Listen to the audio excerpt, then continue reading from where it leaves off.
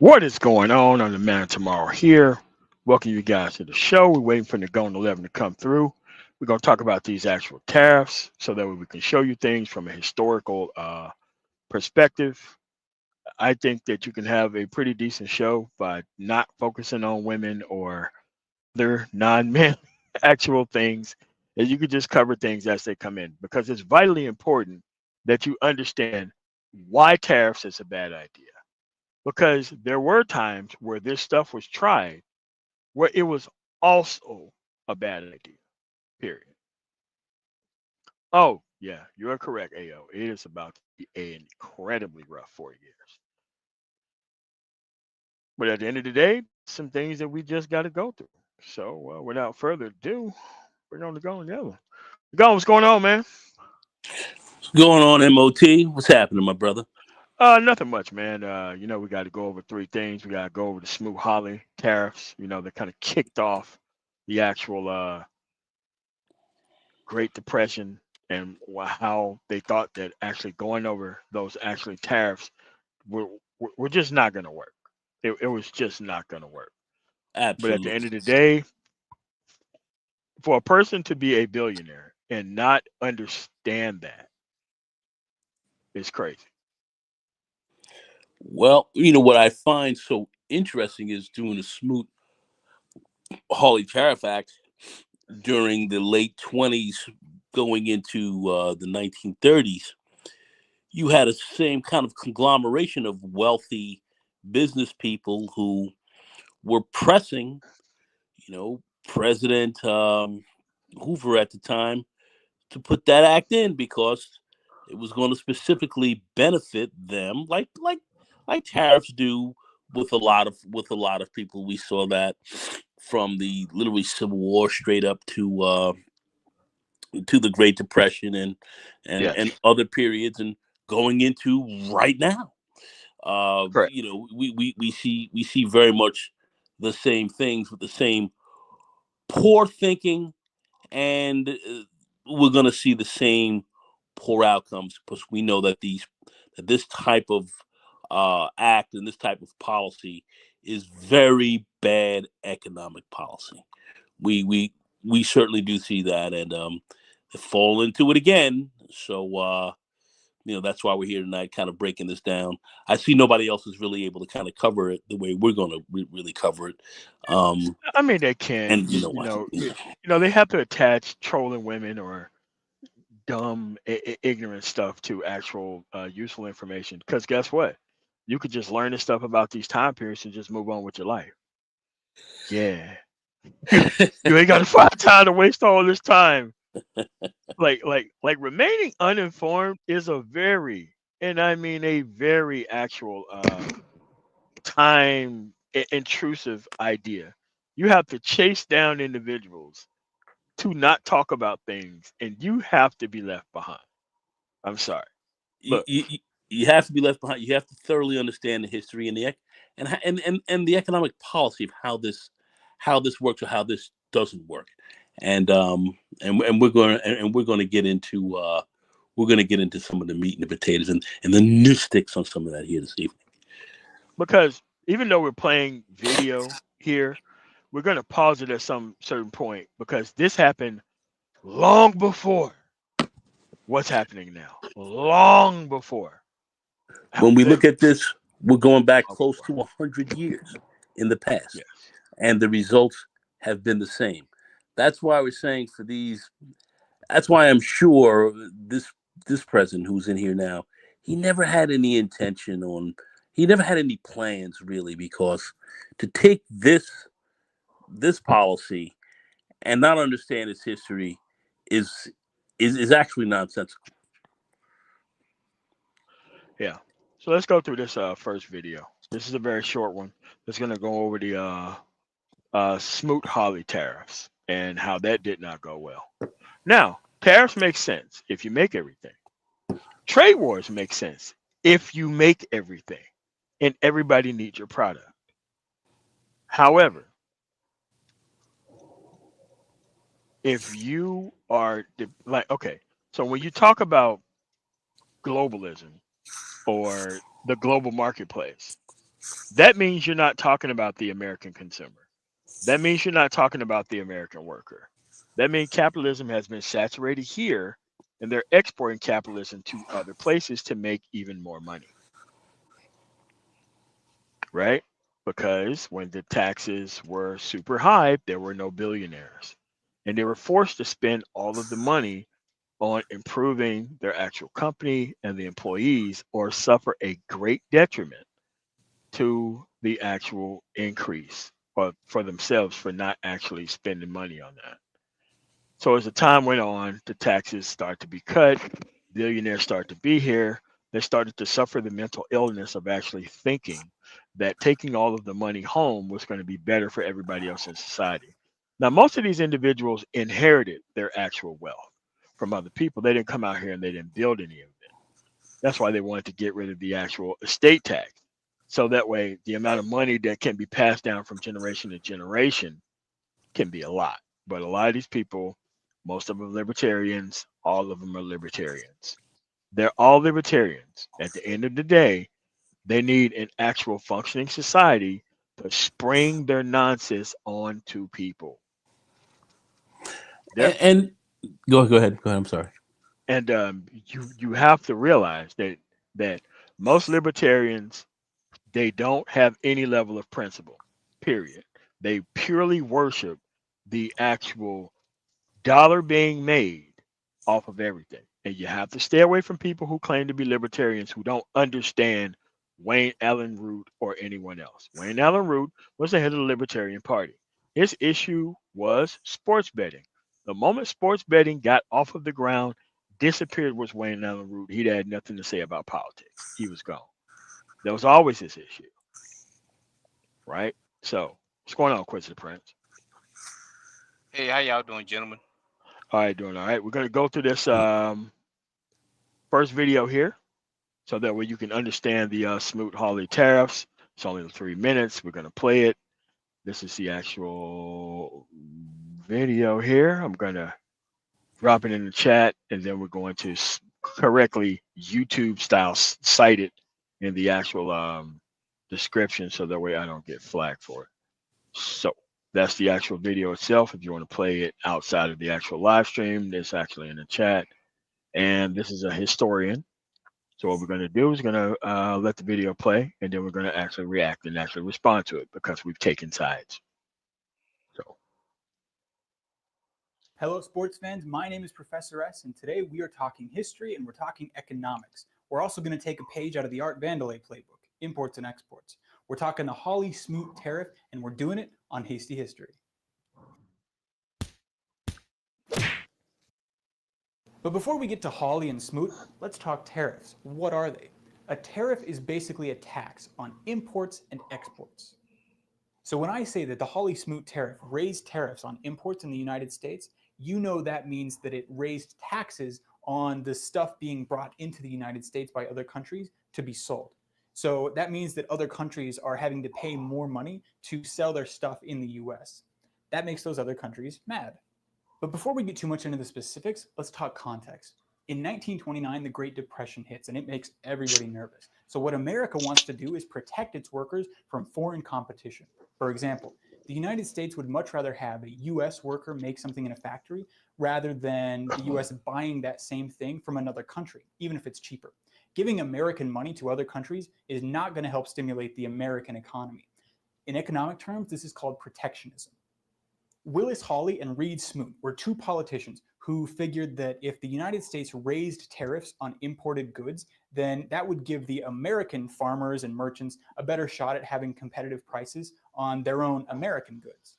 These two guys introduced the Hawley-Smoot Tariff Act, which was officially known as the Tariff Act of 1930.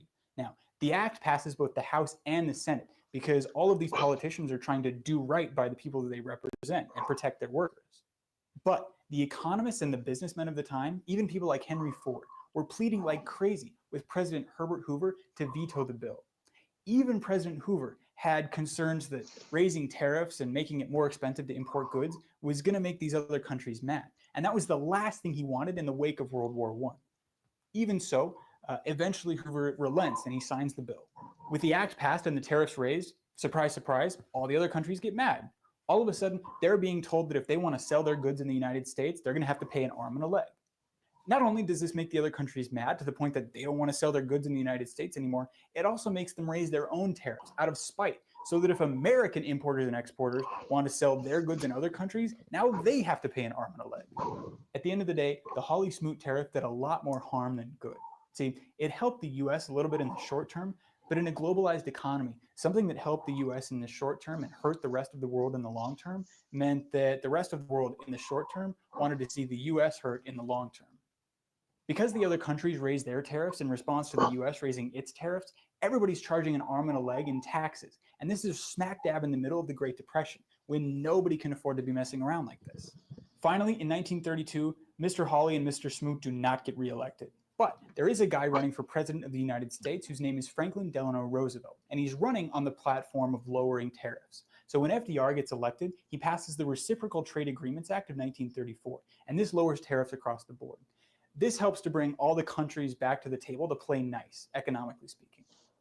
This has been the Hawley-Smoot Tariff. This has been Hasty History. I have been Professor S, and you stay hasty, my friends. Okay. So with that first video, where Kamala Harris run again, and she will, the only thing she literally has to run on is the actual lowering the tariffs across the board. That's the only thing she has to run on. She don't have to run on anything else other than that. It's putting everything back the way that it was. Y'all there? Hello? Yeah, no, Yeah, you're absolutely correct. The only thing you have to run on is hiring all the people backwards, fired from the federal government, and having an actual reconciliation plan of lowering tariffs across the board. So that way the actual economy can actually, I do think so. Yeah. I definitely think she. I definitely think she will definitely come out and run again. There are those who. Will say that that she won't. There are those who say that she won't have a chance. But me looking at politics over the amount of years I've seen it, I remember Richard Nixon when he had originally had run for president in the early 1960s, lost, then ran for Senate, and then he lost his bid for Senate. This is after he had run for president and said, "You won't have Richard Nixon to kick around anymore." But certainly by 1968, he was rolling back up into the White House. So January 20th, 1969, he was being inaugurated. So you see people who you say are out and can't do it, but they can come back, especially given some of the more or less what I would say extraordinary circumstances that can come up that you can't necessarily predict that will happen before. And people who want to look at things and judge what will happen in the future for plans, you always have to plan for the unexpected, because that's what could come up. So as we start to see how this will evolve and how this presidency will devolve and bring some really very difficult circumstances to people as time goes on, you certainly can't count out. Neither can you count out others who may come in to get involved in this race that will be hot and heavy in 28. But certainly she will have her place. So I won't say whether she will win or not, but I certainly think that she certainly will have an opportunity to run again. But the competition and the let's just say the retaliations that are going to come back from these tariffs that are going to hit us are going to be very problematic over the next 3 or 4 years. All right, cool. Great check out. Hey man, look, I guess we're gonna find out whether what she's gonna run for. So you have to understand that with the actual explanation of the Smoot-Hawley tariffs, we're gonna play the actual conversation at the Chicago Economic Forum, where this guy was clearly told to his face by an economist what the damage was going to be to the actual economy with the actual tariffs.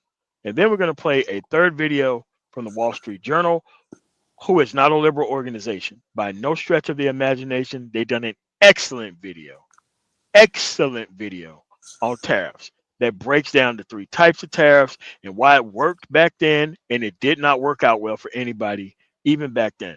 So there is no rationale. What's going on, Sage Outcast? What's going on, man? So there's no rationale into not understanding tariffs. You have advisors. You are a billionaire. Okay? You could have had your FDR moment. The only thing you had to do was fix the healthcare system. That dude, we got a ton of praise for that. And it doesn't even take a lot to actually fix it. Just force the southern states to cover people and accept the Medicaid money. Boom. Tons of jobs being created by that. But he doesn't want to do that. Like, I don't get what crashing the economy for the American people is going to do.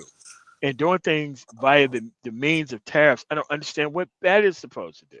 So what I'm going to do, go ahead. Nicole. No, we'll see, but then you have people like Brett Favre and them grabbing that dough and running Oh off yeah, with it. of course. Yeah. I mean, it's absolutely insane. And the Trump responses here really give you a really good idea as to exactly the thought process these people were coming in here with. But All anyway, right, so go what we're ahead. going to do, we're going to play the And first 20 to 25. Oh, go ahead. Question, Prince. no, I was just gonna add, I drive around, talk to some of the guys, they stone cold Trump supporters, and we got to try something different. I'm like, well, we done tried this before, and y'all, I mean, we are some bougie people over in the United States. Other countries are known to eat rice to survive. You're not gonna eat no rice just to survive. And Man, look. before you don't, it's a different dynamic versus you gonna go after China, the big bad China. 3/4 of their country eat rice and live in the ground. I mean, they're not really not gonna. It's not gonna hit them as hard as it hit us. Well, we just gotta try something new. Okay. Yeah, and Okay. guess what? Crackheads decided that they wanted to try something new from heroin. Got on crack, destroyed their life. Wow. Everybody want to try something new, but it's something bad. Wow. Hey, so What's going on, Emperor Sports Channel? All right, so what we're going to do, we're going to play the first 20 to 25 minutes of this because that video was made some time ago. And this person had a long time to actually correct this opinion on tariffs, and he did not. So we're going to listen to a whole bunch of ignorance for 20 minutes, and then we're going to play the Wall Street Journal video. So without further ado, we're going to start with this video as of now. And this is the actual video that we are actually playing. It is the first 20 minutes of it. If you want to play it yourself, this actual video will be dropped in the actual chat. All rights are reserved by them. I reserve the right under the actual act of let's keep going. Let's keep going. I like that crowd. That's a nice group of people. Thank you very much. Standing ovation. Thank you. President Trump, thank you for doing this, as we Thank said. And you had the reception there. The business people of Chicago, like everywhere else, they like a lot of the things you want to do in terms of tax cuts and some of the spending proposals. But like many business people, what they're often worried about is the cost. Mm-hmm. And the Committee for a Responsible Federal Budget, which is a bipartisan outfit, put out some predictions the other day. If you add up all the promises you've made, and your plans would add $7.5 trillion to the debt. Mm-hmm. That's more than twice the total for Vice President Harris. You're on course to push up debt up to 150% of GDP. This is a very business-like audience. Yeah. Why should they trust you with that? Because we're about growth. She's got no growth whatsoever, and we're all about growth. We're going to bring companies back to our country. You look at even today, as I was driving over, I see these empty, old, beautiful, like steel mills and factories that are empty and falling down.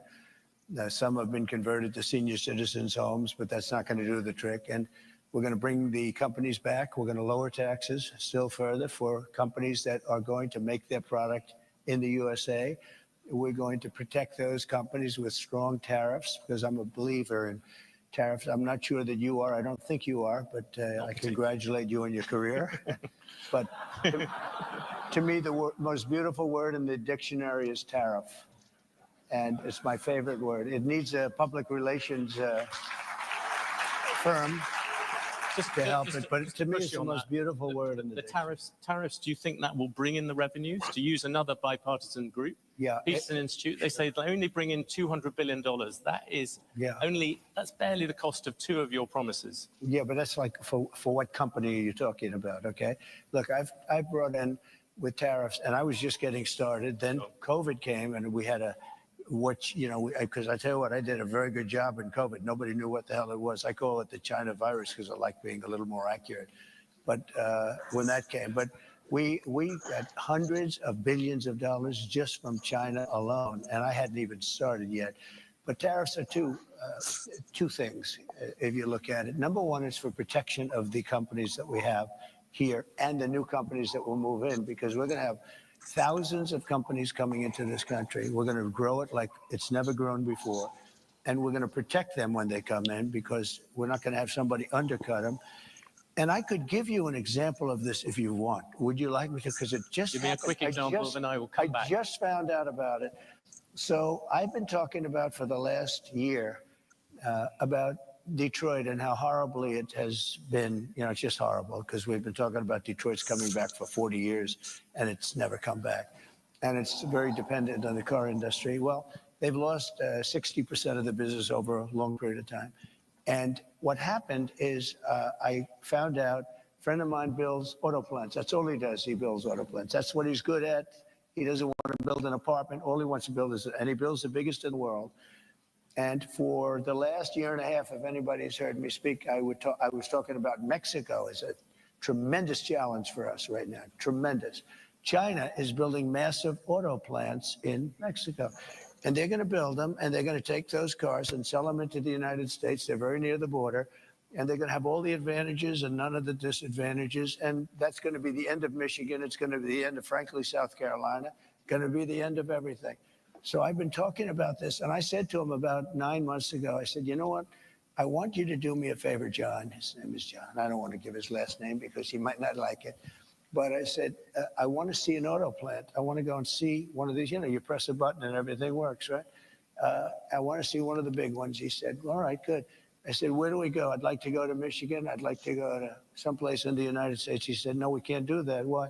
We're not building anything big in the United States. That's not where we don't build the big ones here. I said, where are you building the biggest ones? He said, in Mexico. We're building giant plants, the biggest plants anywhere in the world. In Mexico, I said. So you mean they're going to make cars cheaply? They have advantages over labor and other things, and they're going to sell them into the United States, and they're going to put Michigan out of business. Is that what? I don't know anything about that. All I do is build the plants. If you Okay, let's stop right here. Let's stop right here. Okay, you have to understand that these companies, American companies, decide to build their plants in Mexico. Okay, the companies move to Mexico. Like the actual Youngstown plant in Youngstown, Ohio, where I used to make a lot of money moving their stuff all over. That whole plant shut down, and they moved all of that stuff to Mexico. Most of the stuff in the actual Hamtramck, Michigan, they moved all of that stuff to Mexico. All those actual brakes that they was actually making in Dry Ridge, Kentucky, where I used to ship out of, they moved all of that stuff to Mexico.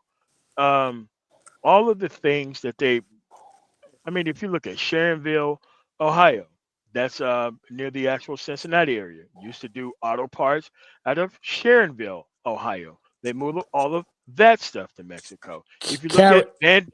Vandalia, Ohio, they move all of that stuff to Mexico. And we're just talking about just the auto industry.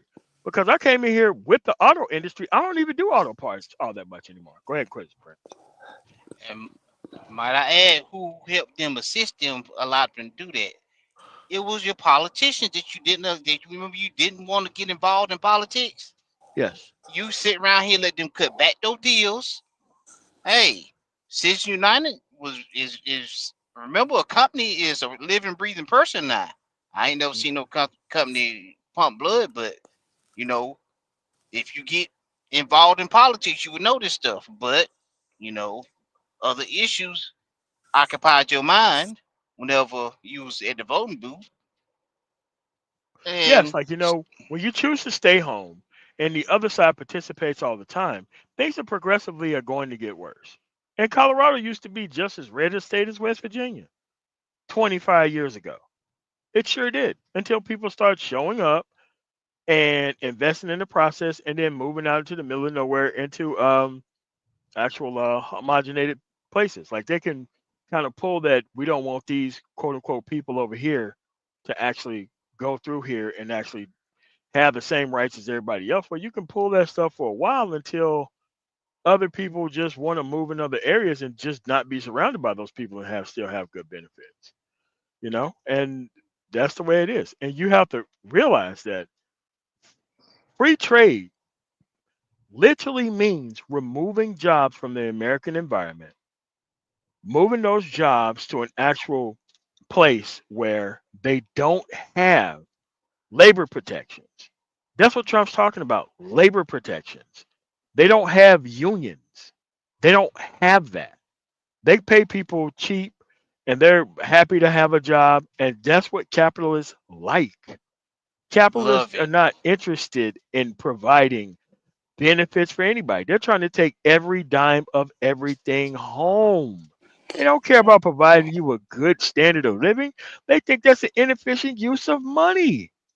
Hey, MOT, Yeah. I just want to say the Carrier Corporation Yes. in his first term, they left out of Stabbed political him in the hire. back so fast. I mean, the ink And haven't when even dried on the paper fast enough, and they outsourced as soon After as they they could. got and taxpayer money. and took it right down to Mexico. Took it right Yes. down to Mexico. That's what we saw. I remember that vividly of a guy he made some comment about Mexico. I'm like, that's you mad at the Mexicans because the job coming down there? You need to be mad at somebody here why I was allowed to go down there. But hey, And, I mean, they'll sign these 10, your 20-year tax dollar went to contracts. prop him up all them years. They will sign these tax cuts, these tax breaks. Them places opened up in Mexico, and they was out of here. The government didn't even try to hold these people to these actual contracts. They did not. So let's keep going. You want to see a plant? We'll go to Mexico. I'll show you the biggest plant in the world. That was 9 months ago. I saw him, and I talked about it all the time because I think it's a serious threat to our country. As a person who used to move steel for Donald Trump's actual building of hotels, that guy has never hired American workers.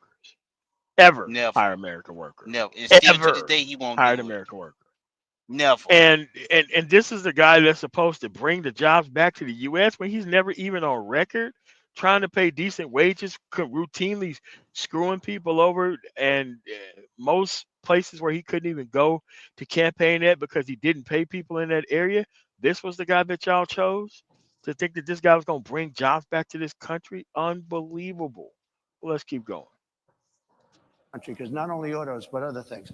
So then I see him 2 days ago. I was talking at another club, very nice club, and like this, except I don't know. I think you people are probably even wealthier. Okay, this was in Detroit. Okay, which was appropriate. And I was showing them all sorts of charts about how their car, it's just gone down. It's like terrible. And I saw him, and I said, "Oh, how are you doing? How have you been?" I said, "Could I ask you, how are those plants that you mentioned, those giant plants that you're building in Mexico, how is that coming along? Have you finished them?" "No, sir. They abandoned the project when they heard you're running. They abandoned the project when they saw that you were winning and doing well." I said, "Wow, not beautiful." All the same. Because I told them, and I said it publicly, they're not going to sell one car into the United States. I said, if I run this country, if I'm going to be president of this country, I'm going to put a 100, 200, 2,000% tariff. They're not going to sell one car into the United States because we're not going to destroy our country because I know you're an anti-tariff guy, but I'm the exact opposite. If I had, there was no other way I could have stopped them. Dusty brother, get the fuck out of my chat. When you move to a fucking conservative area, you get the fuck out. Man, get the fuck out of here. Fuck out of here. Stupid motherfucker. Let's keep Then going. what am I going to do? Negotiate with Mexico, with China? You're not going to get anything from that. I said I'm going to put a 100, 200, or 300. I'm going to put the highest tariff in history, meaning I'm going to stop them from ever selling a car into the United States. So I just see the guy by accident. I see him. He says, sir, they've abandoned the, and by the way, they built foundations. They were really rocking. They were going to do it. They thought that I was going to win, or maybe they're just holding off. I tell you this, if I don't win, those factories are going to wipe out this country. They're the biggest factories ever built for cars. They're going to wipe out our country. If she wins, and she doesn't know what the hell she's doing. If she wins, she's not going to be thinking about, I couldn't, every speech I made having to do with cars, but every speech I made having to do with tariffs, I'd mentioned that our country is being threatened by Mexico. Now, all of those things, beyond even the car companies, all of those things are now dead. They're dead. I asked him, will they start? Probably not. They're dead as a doornail. If she gets in, it'll start up again. President Trump, I let you give your example. No, you talked a lot about tariffs. You look at the American economy, 40 million jobs rely on trade. It counts for 27% of GDP. Okay. If you cut that off, that's also going to have an effect on many, many business people here. Yeah. Tariffs also have another side. Isn't that something that you have to acknowledge? No. You could be plunging America into the biggest trade war since Smoot-Hawley. But there are no tariffs. You're going to stop. There are tariffs already. The biggest trade war since what? Since Smoot-Hawley. And listen, and this fool walked right into it. I mean, because he's talking to real economists here. Yes. He's not talking to these suckalades on YouTube. He's talking to real economists.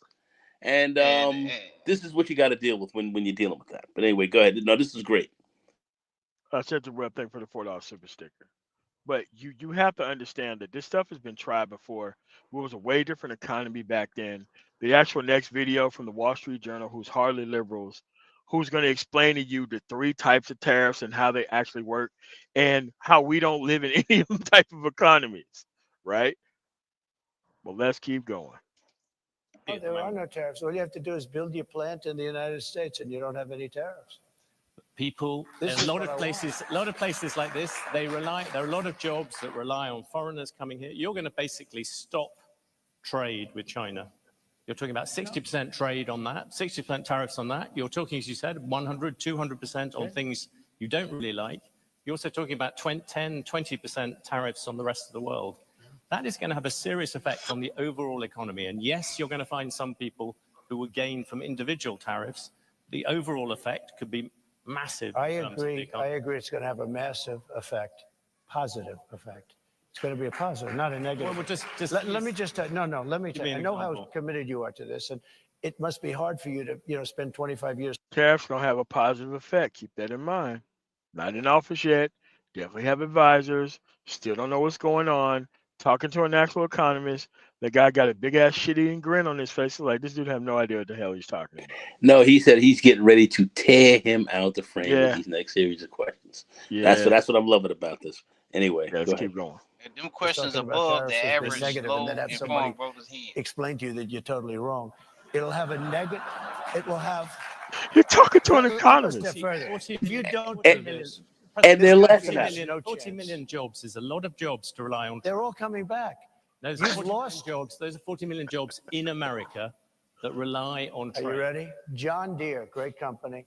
They announced about a year ago they're going to build big plants outside of the United States, right? They're going to build them. Bro, that is the wrong company to use. John Deere is one of the most outsourcing companies ever. And this is like the brand of America for farming, and those people don't really mess with America like that. What are you talking about? Bro. Coming from a guy who done flatbed, drop deck, and step deck when I first got in trucking for 12 years. John Deere, really? No, fellas, like this other joke that was here. No. Sit here. Let him cook. Let him cook, fellas. Let him cook. Bro. Let him John cook. Deere has an actual plant in what is that? Augusta, Georgia. And let me tell you, it's mostly ran by black people, if you can actually believe that. At the end of the day, most of that stuff comes unassembled from China to be assembled at that plant to be shipped out to other places. What That's how what are you much. talking about, man? That's how much throughout the years that these politicians have allowed to go on, that you can make the parts overseas and ship them here just to make it. We building this. We building John Deere's over here. We building this over here. But all the parts are made over in what? I mean, maybe everybody need to get a tweet card. They'll We find out. went from made in America to assembled in America is good enough. All right, man. Let's just let's let the dumb nigga go, man. In Mexico. And you threatened They're also going to build. They stopped. That's right. I said, if John Deere builds those plants, they're not selling anything into the United States. They just announced yesterday they're probably not going to build the plants, okay? I kept the jobs here, and I'll keep John Deere will stay here. And I'll tell John Deere, if you do build outside of the United States, you can if you want. For instance, India is a very tough country. It's not only China. You know, China is the, I would say, probably the toughest, but there are a lot of tough. You know what's very tough? European Union, our beautiful European countries, wonderful, wonderful. If you add them up, they're almost the size of us. They treat us so badly. We have a deficit. I said to Angela Merkel when she was there, she's not there anymore, I wonder why, but when she was there, I said, Angela, how many Chevrolets do we have in Berlin? Why, Donald, you have none. He said, that's right. How many Fords do we have in Frankfurt? I don't know. The answer is none, because you can't park them fucking cars nowhere. They're too fucking big. Let me tell you something very embarrassing. My first car in Germany was a fucking Cutlass Supreme. I couldn't fucking park that car nowhere in anywhere. I couldn't park that car nowhere within a quarter mile of the beginning of any store, unless I'm the only person on the street. Nowhere I could park that car anywhere. So yes, and you know, you can't go over 85 miles an hour, so it's useless to take it on the Autobahn. Trust me, American cars don't do that very well in Germany, especially when their cars work and they go fast and they don't break down all the time. None. I said, that's right. You know how many cars we have? Mercedes-Benz, BMW, all of the different Volkswagen, millions and millions of cars. And then I said, farm products. You know, they don't want our farm. They don't want anything from us. We have deficits that are crazy. And we're not going to have them anymore. We're going to put tariffs on them, and they're going to do, and you know what they can do? The Mercedes-Benz will start building in the United States. And they have a little bit, but you know what they really are? Assembly, like in South Carolina. But they build everything in Germany, and then they assemble it here. They get away with murder because they say, oh, yes, we're building cars. They don't build cars. They take them out of a box and they assemble them. We could have our child do it. Can we come back? Let's come back to the Europeans in a second. What about consumers? People out there. They're going to be the biggest beneficiaries. Yeah, critics say your tariffs will end up being like a national sales tax. Nope. The countries will pay. If you have America at the moment has $3 trillion worth of imports, you're going to add tariffs to every single one of them. That is going to push up the cost for all those people who want to buy foreign goods. Now, what's going to happen? Simple mathematics, President Trump. It's not. Yeah, it is, but not the way you figured. I was always very good at mathematics. Yes. Let me tell you, you're saying $3 trillion. Those companies, and they don't have to pay. And if, by the higher the tariff, the more likely it is to have them come into the country. The higher the tariff, the more you're going to put on the value of that piece, those goods, the higher people are going to pay in shops. Ready? The higher the tariff, the more likely it is that the company will come into the United States and build a factory in the United States so it doesn't have to pay the tariff. That will take many. No, it will go quickly. Years. In fact, I'll tell you, you know, there's another theory is that the tariff, you make it so high, so horrible, so obnoxious that they'll come right away. When I do the 10%, 10% is really, first of all, 10%, when you collect it, is hundreds of billions of dollars. The numbers that you're talking about, all reducing our deficit. But really, so there's two ways of looking at a tariff. You can do it as a money-making instrument, or you can do it as something to get the companies. Now, if you want the companies to come in, the tariff has to be a lot higher than 10% because 10% is not enough. Guys, they're not going to do it for 10. But you make a 50% tariff, they're going to come in. Let me tell you the other thing about tariffs that's great. Our steel companies, as you know, 3-4 years ago, they were all when I was in office, I saw a man from a big steel company and he was devastated. I knew him for a long time. And it's been a tough business. It was a great business many years ago. And I would not let U.S. steel be sold to Japanese, by the way. It's psychologically, I think it would be a That's the Nippon steel, as you know. Yeah, I wouldn't let it be sold. But I would, I would stop it if it hasn't been completed by the time I'm president, because I think it sets a horrible tone. But I had a lot to do with steel. We were going to lose all our steel companies because China, as you remember, was dumping steel at levels that nobody's ever seen before. And I put a 50% tax on that and a tariff on that, all dumped steel. And it was also bad steel. It was what they call dirty steel. It wasn't good steel, which is a bad thing for structural components of buildings and planes and things like that. They were dumping crap into our country. And I put a 50% tariff. I started at 25. I raised it to 50 because the 25 didn't quite do it. I raised it to 50 and that did it. They stopped dumping steel. And I saved our steel mills by having that. We saved it. We saved our steel. Now, what was left because we've lost so much? But there are certain companies you have to have. There are certain things you have to have. Steel, you have to have. If you go to war, you know, there's a possibility you go to war. I kept us out of war. I was the only president in 82 years that kept you out of a war, except I defeated ISIS, but I inherited that war. There's no wars. And by the way, and I think it's very important. We can go, you know, I call it the weave. You can call it, you have the weave as long as you end up in the right location at the end. But while we're talking about it, we have never been so close to World War III as we are right now. With what's going on in Ukraine and Russia and the Middle East. Well, let's. I had no wars in the whole world. Think of it. And I talked them out of wars. I talked plenty of countries out of wars.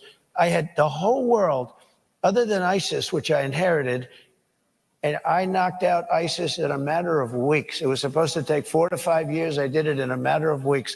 We actually have a great military. We don't know how to use it, but we have a great military. With great respect, I was asking about tariffs. You've gone off about that. Seeing you brought up tariffs and foreign policy, many people would say the biggest problem with your tariffs is actually geopolitics. You, in your first term, you got some credit for effectively saying that there was a Cold War against China. That's what America was in. You look at the last Cold War against the Soviet Union, America won it in part because it rallied allies to it. You're talking about slamming allies with 30%, 20% tariffs.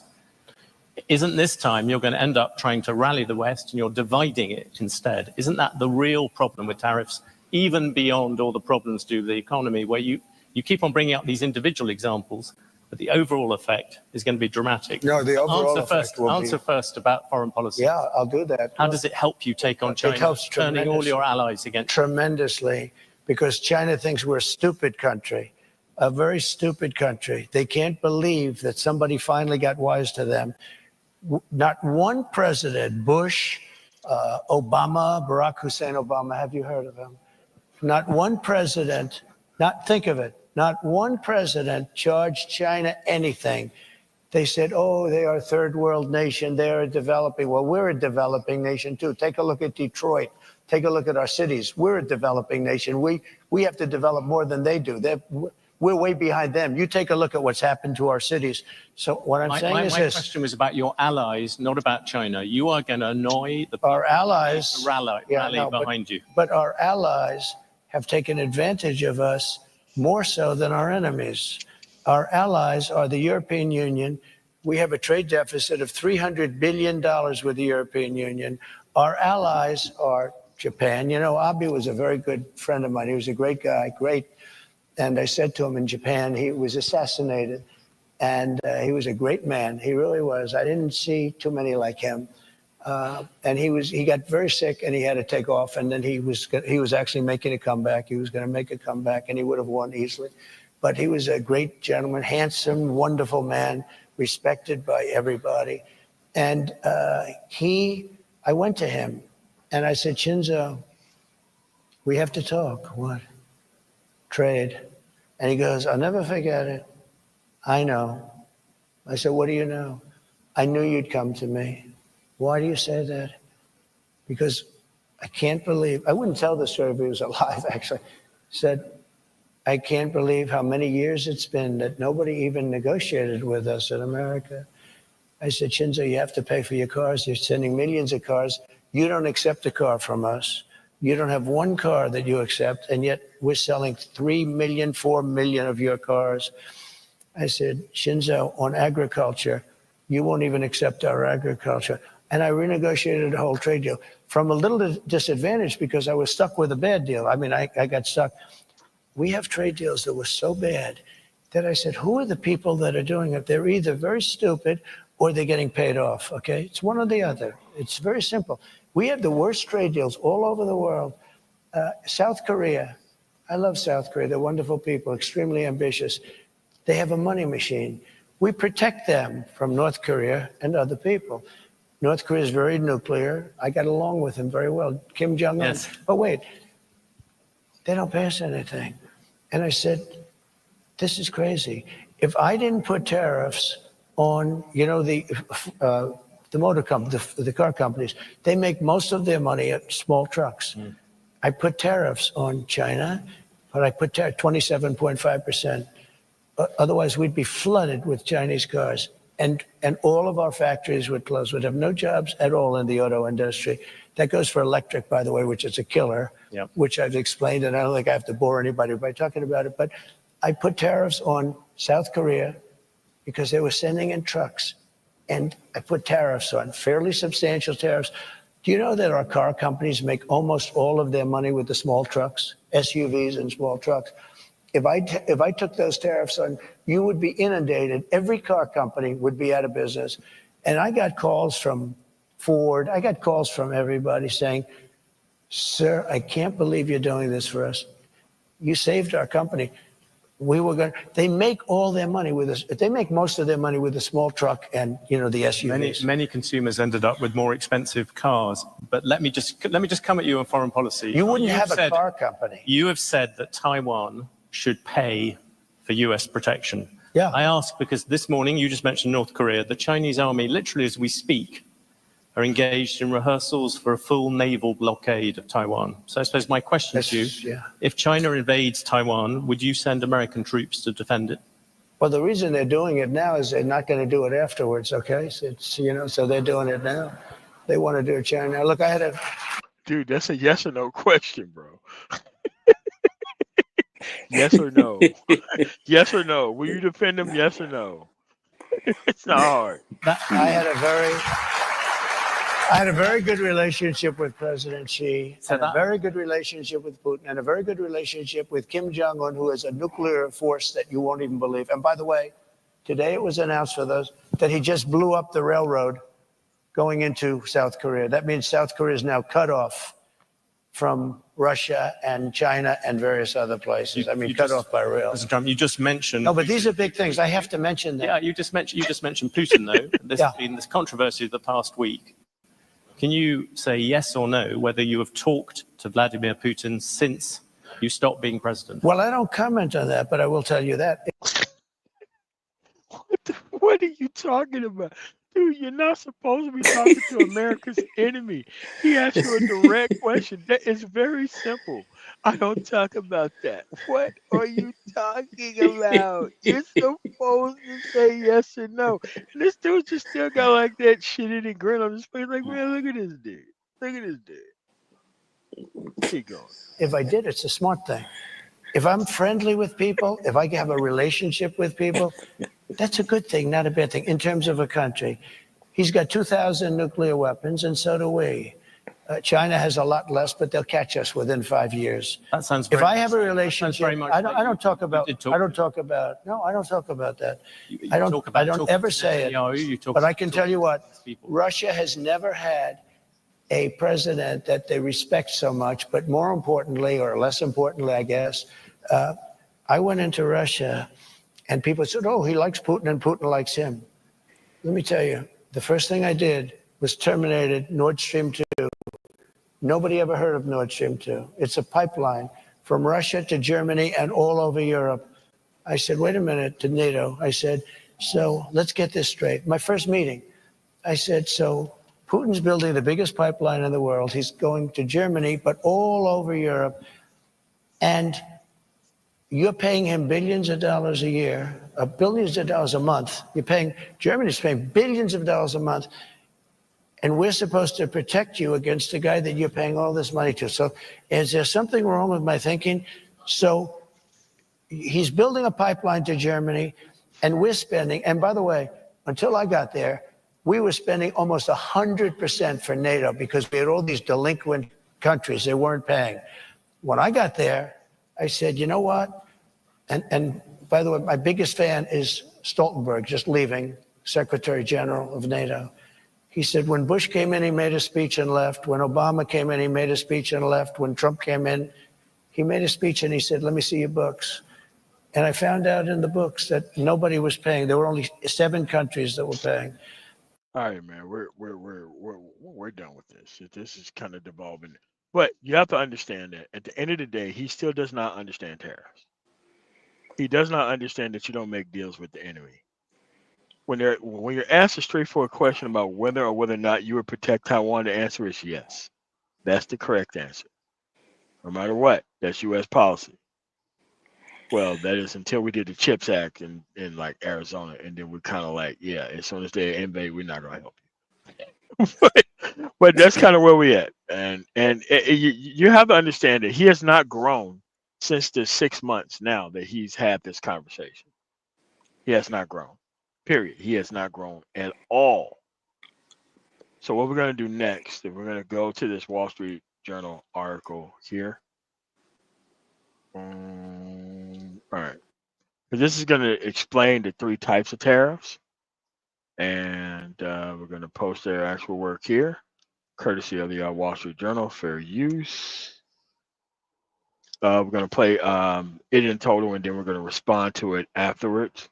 That is the actual video. We're going to actually cite it, APA format in the actual comment section, so that way we can be able to watch this video together right now, and we will react to it. So let's go to that. It is an 8-minute video. It is an amazing video. This is not a liberal organization, but they're going to explain to you how tariffs work. And it is an important thing to learn how this stuff works. So that way you're not constantly relying on the SBE crew to keep you abreast on what's happening with tariffs. Fucking idiots. All right, let's keep going here.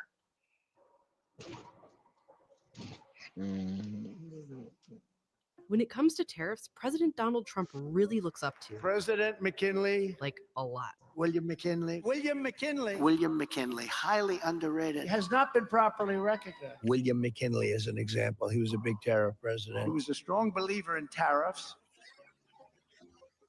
McKinley did oversee one of the biggest tariff bills in U.S. history. He was the tariff king. He called himself A tariff man standing on a tariff platform. but in his second term, he basically abandoned that platform. It really changes his mind in some sense and wants to shift the focus of trade policy away from protectionism and isolationism and allow for more international trade as a way of helping the U.S. economy. Here's how McKinley used tariffs, how Trump is following a similar playbook, and why McKinley actually came to speak out against them. This is Doug Irwin. He literally wrote the book on the history of tariffs. And he said they can be classified into 3 main objectives. The 3 R's of trade policy are revenue, restriction, and reciprocity. Throughout McKinley's career, tariffs were used for each of these at one point, and Trump wants to use all 3 too. The first one, revenue, is the oldest use for tariffs in the US. Trump says this chart shows how tariffs created vast wealth for our country and how tariffs will make America wealthy again. It's the percent of all government revenue that comes from tariffs. For the last 70 years, it's hung around 2%, but 200 years ago, it was nearly 100. We were very much an agrarian society with most people being farmers, and so import tariffs were just sort of an efficient way of raising revenue. During the Civil War, the government started using excise taxes like we still have today. Taxes on like alcohol and gasoline, even those made in the US. And McKinley's story really starts around here in the 1880s, when the US collected about half its revenue from tariffs. Too much revenue, actually. The US had a huge surplus and had basically paid off all the Civil War debt. It was actually A big problem, a problem like I hope to have with this country someday. Our country was so rich, we didn't know what to do with all the money we had. no, really, it was like a problem. If you've paid off all the debt, there's no reason to run a fiscal surplus, because then the government's just accumulating money, the people's money, and not spending it. It's just sitting in government coffers and in government safes. So what's the point of that? So the tariff question was the alligator monster-sized problem for Congress at the time. What rate should tariffs be in order to bring in less money and reduce this surplus? Congress ultimately decided that they should be higher. The debate was on this, what we now call the Laffer curve. It shows the relationship between how high the tax rate is and how much revenue it brings in this case from imports. They both wanted to get the revenue down to this range. Democrats wanted to lower the tariff rate so that they'd bring in less revenue on imported goods. The Republicans said, that's insanity. If you cut the tariff rates, you're going to encourage more imports. That's going to generate more revenue, and it'll exacerbate the problem. So what you have to do is raise tariff rates to squeeze out imports, and then the revenue will go away. Or as McKinley put it, if you increase them enough, you diminish importations and to that extent diminish the revenue. He, by the way, wasn't president. All tax legislation has to start in the House Ways and Means Committee. Who's chair of the House Ways and Means Committee? William McKinley, a representative from the state of Ohio. Which is why these tariff increases became known as the McKinley tariffs. And they had one other goal, restriction, or as it was called back then, protectionism. In the words of President McKinley, who is the tariff king, the protective system invokes the highest law of nature, self-preservation. Sometimes you don't want the revenue, you want to restrict imports from coming in from hurting domestic industries. And therefore, you're just trying to keep imports out. The McKinley tariffs raised the rate of imports on growing American industries, wool, fabrics and yarn, and especially tin plate, which was used for just about everything back then. As McKinley put it, the point was to make the cost of foreign tin plate high enough to ensure its manufacture in this country. It worked. Tin plate prices did go up at first because that's what happens when you raise tariffs, but so did U.S. production. It boomed. Meanwhile, tin plate imports went down. And so this gave tariff proponents a great success story to point to. The protective tariff policy of the Republicans has been made and made the lives of our countrymen sweeter and brighter. And those fewer imports meant that the other goal was accomplished too. It lowered tariff revenue, which lowered the surplus. But then most of the 1890s, we were mired in this recession. It had more to do with being on the gold standard than the tariffs, but the tariffs affect voters directly. They see prices go up. In people's minds, it was associated with that, and so they punished the Republican Party as a result. Republicans lost the 1892 midterms badly. Even McKinley was out of office. After a stint as Ohio governor, he won the 1896 presidential election. And as president, McKinley began to think about using tariffs for their third purpose, reciprocity. He had Congress, as part of another tariff package, give him the authority to reduce tariffs on just a few items so he could negotiate trade agreements. I'll lower my tariffs if you lower yours. By the end of his first term, the economy was dramatically different from when he was a congressman. Manufacturing output of U.S. industries was rising fast, and the U.S. was taking in less than half of its revenue from tariffs. World economy is beginning to undergo a boom. American manufacturers, they're really good. They've sort of saturated the domestic market. And so we need foreign markets to sort of vent our surplus. And you're not going to export to the world if you're a very closed, protected economy. You have to open up. By his second term, he believed that was the future. At the big Pan American Exposition in Buffalo, New York, McKinley gave a surprising speech to a crowd of tens of thousands. The former self-described tariff man said the period of exclusiveness is past. Reciprocity treaties are in harmony with the spirit of the times. Measures of retaliation are not. If perchance some of our tariffs are no longer needed for revenue or to encourage and protect our industries at home, why should they not be employed to extend and promote our markets abroad? So what he's basically saying there is that we don't need the revenue so much and we don't need the protection against foreign competition. Why can't we use the tariff as a way of inducing other countries to open up their markets and achieve reciprocity? For him to propose this is really a dramatic step. We'll never know if he would have followed through and made more trade agreements. The very next day, he was shot by an anarchist and later died. Vice President Teddy Roosevelt took office. Theodore Roosevelt didn't have as strong views on the tariff as McKinley did, He wasn't as much of an expert, and he didn't push the way McKinley, I think, would have pushed for this new direction in trade policy. Just a decade later, Democrats switched to an income tax system, and tariffs were used sparingly, really just for restrictions on small, specific industries. But now, tariffs are back. The tariffs are going to make us very rich and very strong. President Trump has said he plans to use tariffs for all 3 R's. And we will use the hundreds of billions of dollars in tariff dollars to benefit the American citizens and pay down our debt. We will make our own products, and we will buy far less from foreign countries than we are buying right now. But we're going to have a reciprocal tax. We're going to charge them the same. But these objectives can't all be accomplished at once. If you really want to restrict imports, keep them out of the US market, well, you can't really use that as a bargaining chip. And if you're trying to raise revenue, you can't have the rates too high and restrict access to the market because revenue is based on imports coming in. So you can't really achieve all 3 at the same time. The White House didn't comment on where Trump's fascination with McKinley began, but said the president is reviewing his options of balancing increasing revenue while restricting imports. But tariffs have never been used at a McKinley level in a modern-day economy. Today, we have integrated supply chains where all the component parts and the component raw materials are part of this very complex multi-country movement. And so tariffs are a little bit more disruptive today, perhaps a lot more disruptive today, because there's so many chains to international commerce. Now, Trump might take the mantle as the new tariff king, and he, I don't think he was as bad as I am. I think I believe in him even more than him. Yeah, so that's the issue. Like you have to understand that tariffs within itself was never going to be able to save this place. We're not an agrarian actual society. We're not.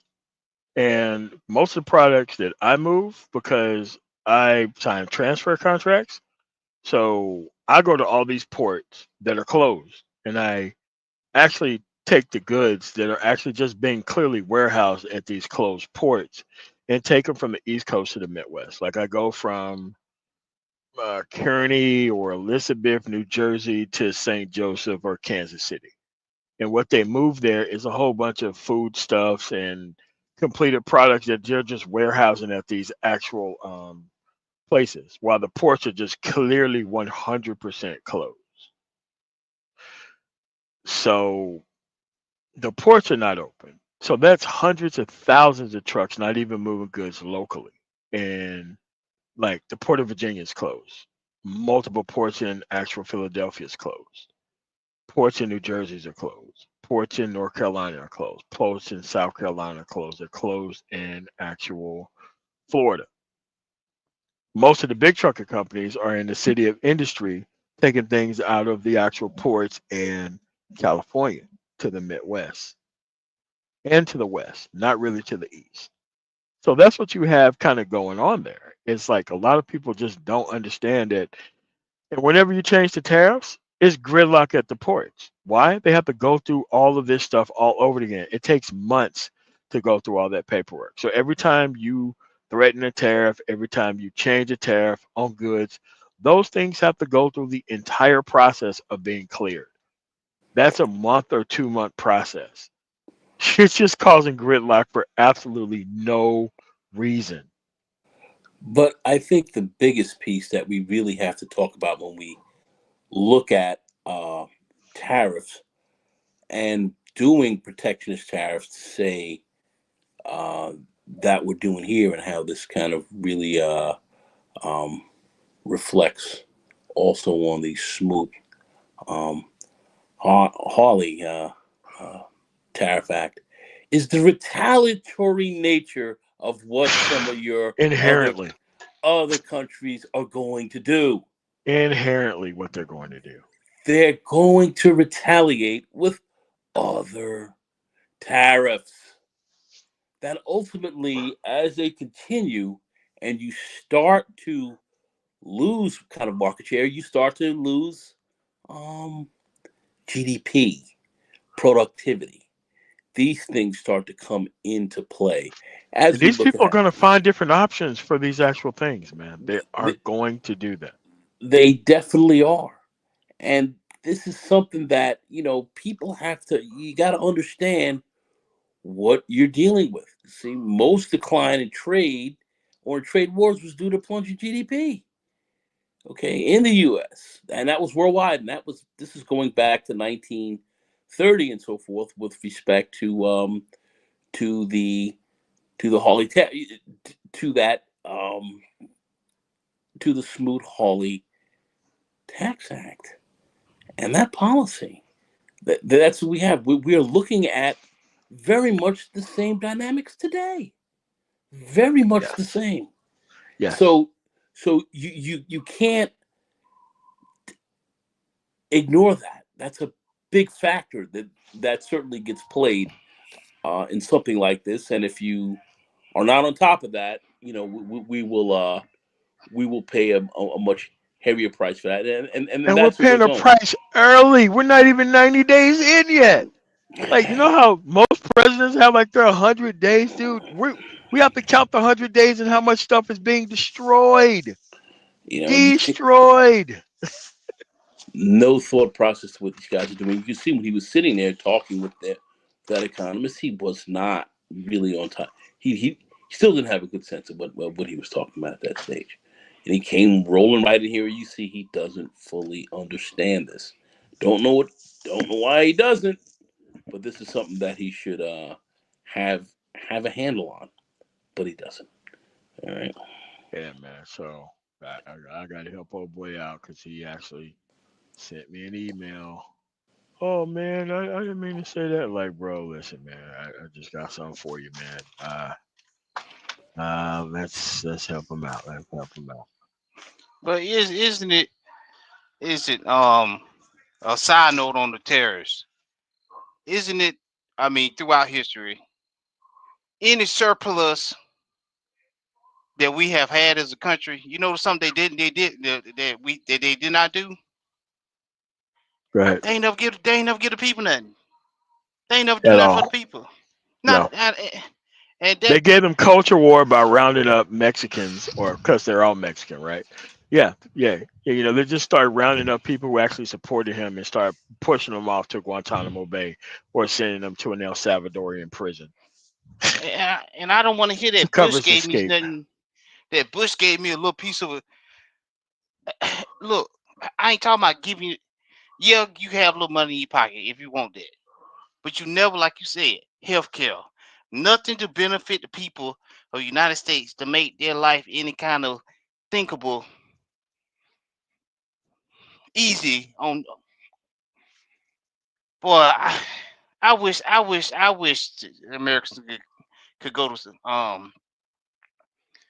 these European countries, see how they live, especially Germany. I was over there I didn't see a piece of trash on the side of the road over there. No, you don't. Very clean. Very clean. I'm like, very clean place. And I love it. I talked to the first sergeant. He was like, "Yeah, they have a tendency to prepare for the future. Well, they don't." And I look back on it now. As I look back on it now, well, ain't no tendency to prepare for the future in this country. It's day by day, dog eat dog world. Yeah, I mean, you can't worry about tariffs when the 18-point agenda isn't being pushed by anybody. You gotta, there's a lot going on, man. So, for the dude who actually emailed me about coming back into the chat, man. Hey, homie, you need some help?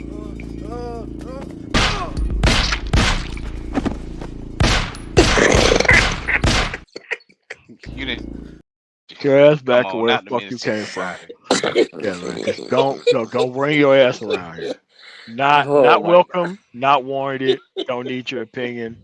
Don't need your stupidity. I swear we don't need it. Hey, homie, you need some help relocating? Off world.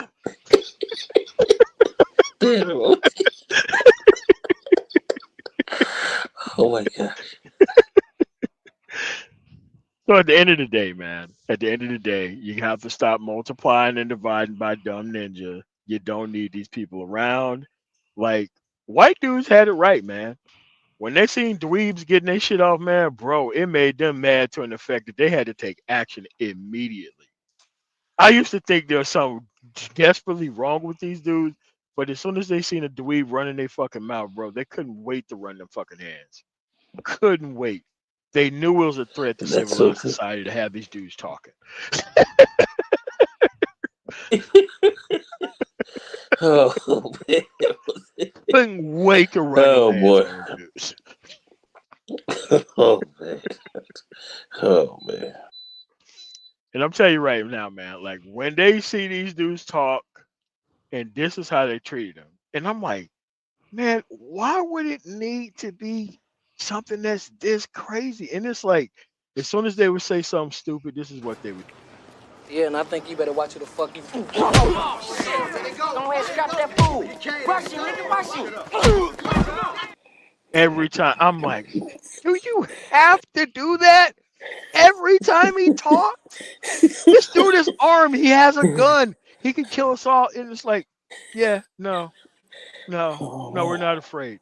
Actually, you know what? Take off your web belt. Beat his ass again. I'm like, man, look, we're in some serious trouble.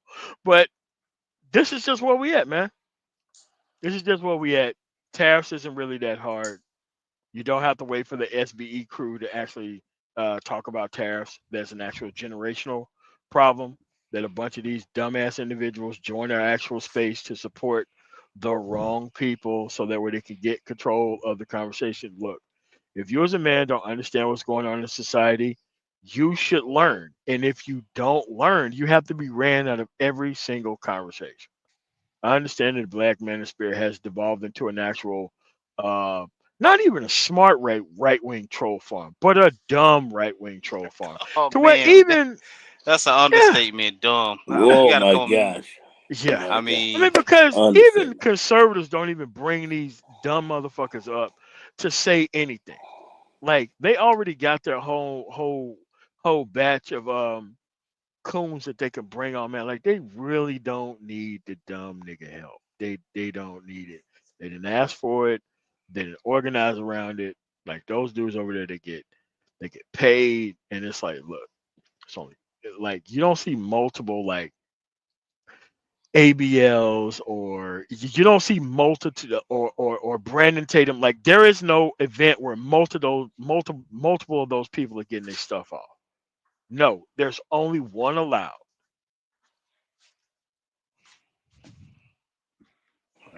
it's Oh done. Very. It's done for no, free. I mean, no. I mean, I you don't. you have to understand that the reason why you can't debate Tariq or Umar because they do the same type of content. Like when you look at these SBE motherfuckers who cover the same stupid ass shit every time, like Tariq right now, you can look through Tariq's catalog. It's always about him trolling or acting like he's concerned trolled about talking about an immigrant or talking about somebody from Africa and never any type of real organizing. And the same thing with Umar Johnson. I feel sorry for the women. Well, I don't really feel sorry for the women who need Umar Johnson's actual help because they shouldn't be procreating anyway. And they run into the problems that they have is because they actually go to the wrong people for help on things that they're trying to maintain. And they know that these people are trying to maintain the same circumstances. So I'm not really worried about that because being over there, period, is their own problem. Like they don't even want to challenge like Ellie Mistal or uh Roland Martin or anybody or No, Doctor Carr. doc, No, no, yeah yeah no. yeah We don't Dr. want to. Carr or Karen Hunter. Like they don't even want to challenge real people on the pro blackness tip. Now what I say about these fake pro blacks is that if there isn't an actual political participation component to your so-called pro blackness, you are a fraud, period. Yeah, man, they're just Very. opportunists, man. You're right. Very accurate. Pro Very accurate. bono opportunist, not hard to see, very transparent, and it's easy to just dodge him because guess what? The great amount of people is ignorant as hell. That's what the actual setting is set at. Most of these people, as soon as you start challenging them on the side, the first thing they ask you, well, what have the Democrats done for us? Well, we've been voting for 15 years. How old are you? Oh 30. man, You're 30, I, but you've been leveraging everybody else voting power for 50 years, and everything was supposed to be fixed while you don't do shit right now, man. Fuck out of here. oh man. Oh, they trying to save Hey, homie, black you need some people. help off world? Don't worry. Got a Don't worry. Greyhound right here for you. Don't worry. Damn right. Telling Damn Don't people worry. when to protest and Yeah. like y'all control the buttons whenever the black Americans supposed to protest or not. I'm like, man, look, man, y'all. Yeah, you know, just send these Daxamites home, man. And if you know anything about DC Comics, Daxamites have the same power as Kryptonians, but they're weak to lead. Drop some lead on them. So with that said, man, y'all, you got anything else, quick, the Prince, before we get up out of here? No, but I suggest people, you know, if you got to listen to ill, you know, become more involved in your local politics, and you'll find out and do Do that. research. Do your research, and you'll head off a lot of these problems before they even get started. I mean, 1972, Tricky Dick took his trip to China to, you know, sell out the middle class, and nobody wants to talk Yes. about that. And people want to blame Clinton for the actual NAFTA vote when the actual House and the Senate belonged to the actual Republicans at the time. And somehow it was Bill Clinton's job to veto the bill, but it's okay for the Republicans and the in the House and the Senate to vote for the Newt bill. Gingrich. I Yeah. mean, why didn't these Speaker of the so-called House. why didn't they listen to Ross Perot about this all before? No, they ignored him. No. Now that was a libertarian who put his money where his mouth was. Yes. The only one who invested in the process how he was supposed to. The only one who did I it mean, right. he even made the comment, we can give these jobs to the blacks instead of no, we ain't want that. We'll Nope. just register Capitalism didn't want that. Capitalism didn't want that. No, I mean, Look, no. capitalism was trying to find these people for the cheapest amount of money to pay them no actual benefits, and turned out China had a whole country that was based on that, called communism. And then now they want to complain about communism being so strong when capitalism supported communism. Yeah, you the one built them up. I mean, for decades, and now they took the reins themselves. That we don't need y'all. Now you mad? Man, Too look. late for that now. I mean, that's Yeah. all. That's all I have, gentlemen. I mean, All right, Nagone, do you have anything else before we get up out of here? Man, you guys must be tired of all this winning. We're gonna keep winning. We ain't gonna win. You can't believe how much. But don't worry about it, man. You can always cover SBE or pretend you care about stuff by, just putting tariffs in the title, but you have a hip hop name. Like hip hop is actual. Hip hop means dumb nigga. Like that's what that means. It means dumb nigga. That is exactly what it means. yeah, but they the one who control the politics in the. And just ask them about politics, how things supposed to go, or tariffs supposed to go, and just ask them how it's supposed to go. How trade and negotiating deals. And I've watched some people. I've watched a few. I tried to watch a few live streams today on a few people, some crypto guy and a few others. No, and man, only because only Blight thing I makes see, right, man. Blight makes right. And the only thing I see is pure idiocy. So having said that, anyway, MOT, listen, thanks for inviting me up, brother man. No problem, man. Thank you to be here as well, and great. Listen, you could definitely do substantive based content without pandering toward the Delta November, man. You don't have to bring the Delta November around, and you have to understand that being a Bravo Alpha November is not the way to go. Talking about SBE is still some Bravo Alpha November shit. At the end of the day, you didn't come to a manosphere to talk about fucking women. You're supposed to be talking about men's issues and gathering your own power, not pretending that you already fucking made it while watching everybody else work. So it's crazy. So you got anything else, Quiz Prince, before we get up out of here? No, y'all have a good one, gentlemen. All right, cool. On the man tomorrow, thank you guys for coming through. That is the actual idea on tariffs. We covered the Smoot-Hawley tariffs. Covered the tariffs from McKinley. We covered the actual platform that actual Teddy Roosevelt ran on after McKinley got assassinated. That was actually brought further by Franklin Delano Roosevelt by giving power to the actual working white middle class, not really the black ones. You know, we had to do that way later on, but hey, that's how he was able to get those people in. And in the 60s, the actual conservative movement / the Republican Party that people hate, but they keep attributing it to modern day liberals for some dumbass reason. These individuals decided to invest in that sweet schism to get those people voting against their own best interests. And it's time for them to suffer. So, with that said, I want to thank you guys for coming through on the Man Tomorrow. You guys have a really nice rest of y'all night. Peace.